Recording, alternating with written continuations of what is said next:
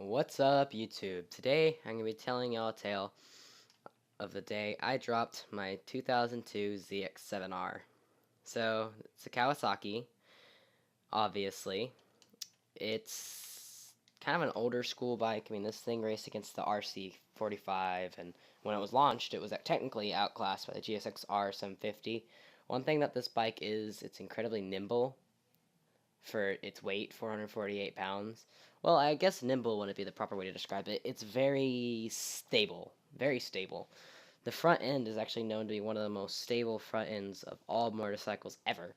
It pumps out around 62 pounds of torque and 130 horsepower.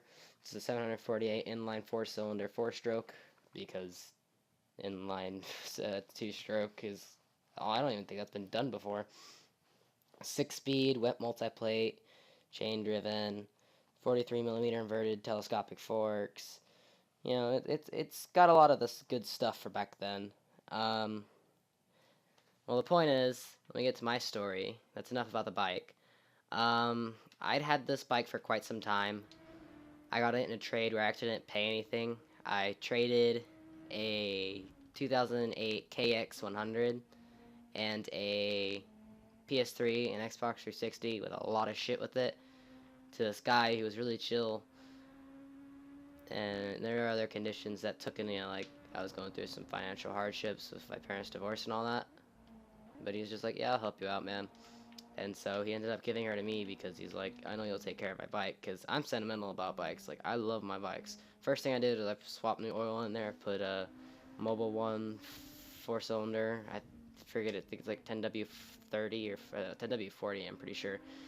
And then, it was just a good deal because the guy actually got 6 bikes out of it. He traded it, well, maybe like 4.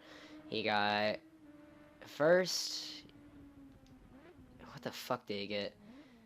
I gave him a Ninja 500, my first bike, to him as well.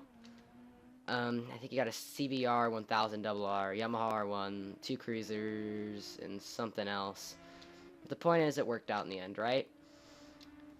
And I'd gotten used to the bike after riding it for about 6 months, and I really loved the bike, and I still love her. And I dropped her, that's kind of the point of the story, in front of my friend's house. So the day that it happened, I had 3 tasks, right? I was like, hey, Mom, I'm going for a ride. And she's like, okay. Because she wanted me to grab some Taco Bell. And I wanted to go grab a NOS and a Fanta for my friend. And I went up to the 7-Eleven. Everything's fine there. Went to the Taco Bell. Everything was cool there. Some guy actually knew me from my Instagram, so that was cool. bananamanstrikesback, if y'all didn't know. And after that, I went to his house. I pulled up to his driveway, like on the curb next to it, and I went to go put my bike down on the kickstand. And moral of the story is check your kickstand, by the way. I didn't put it all the way down, and when I put the bike down on it, it folded it back up, and well, my bike fell. And there's no way to sugarcoat it. I'll pause the game right here, and I'll show you where the damage was done. I can't get under there, obviously. So, right where the ram air intake is, it's the little thing next to the headlight, sucks air into the air box. I scraped up that side part on it, towards the edge that leads closest to the brake. I scraped that up, and then, oh, one more thing. I messed up one of the bolt on the A and K. That got a little stripped out. So that's that. And the thing is, I dropped it in front of like 7 kids because he has a brother and a stepsister. And these kids just sat there because I started yelling. I was like, oh, fuck. I dropped my bike, my baby. And they're like those kids on Xbox you'd play Halo 3 with and you'd say shit when you died. And they'd get really pissed, like, hey, stop cussing. And they're like pretty much cooking on me because I dropped it. And they're like, you're not very strong, are you? And I'm like, yeah, no, not really, because I was just mainly like, fuck, and like, stop cussing. And it's kind of funny, after I look at it. And then I had my friend come out because I was having trouble picking her up, and he helped me pick her up. And what drives me fucking crazy is his stepmom It's the dumbest thing I've ever fucking heard in my life.